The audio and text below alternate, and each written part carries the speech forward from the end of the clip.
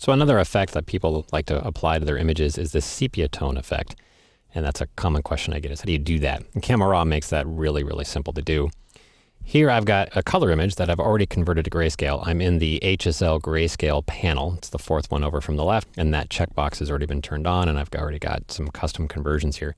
If I turn that checkbox off, you can see there's the color version underneath. I'll turn that checkbox back on and get that grayscale version.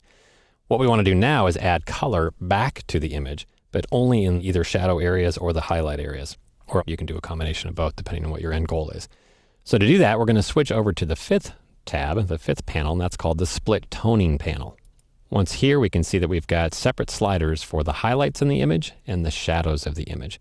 What I really like about Camera Raw is that it's smart and knows that sepia tones and platinum tones and these old style effects that you used to achieve through different processing techniques when you're using film-based imaging was that the sepia tone would not put the tones in the highlights. They'd have clean, pure highlights. And when you see typical consumer software, just a one-click button for sepia tones, they tend to dirty the whites as well. So I like that you actually have separate control in Camera Raw. So the first thing we're going to do is we're going to choose the shadow slider, and we're going to start increasing the saturation of the shadows only. And you can see the highlights are not getting colorized. They're staying clean and pure and white.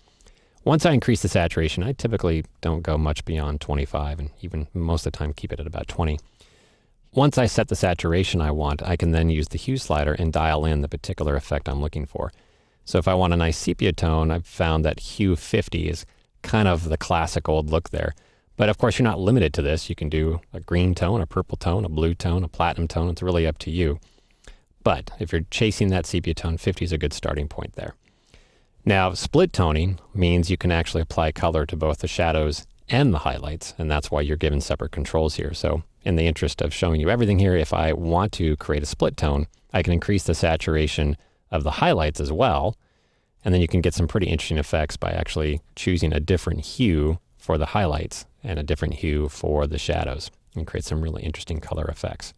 So completely up to you how you want to use these sliders. If you're just wanting to accomplish the classic sepia tone, then leave the saturation of the highlights alone and target the 50 hue as a good starting point. Play around with the saturation level, and it's just a couple sliders away and you've got a decent looking sepia tone effect.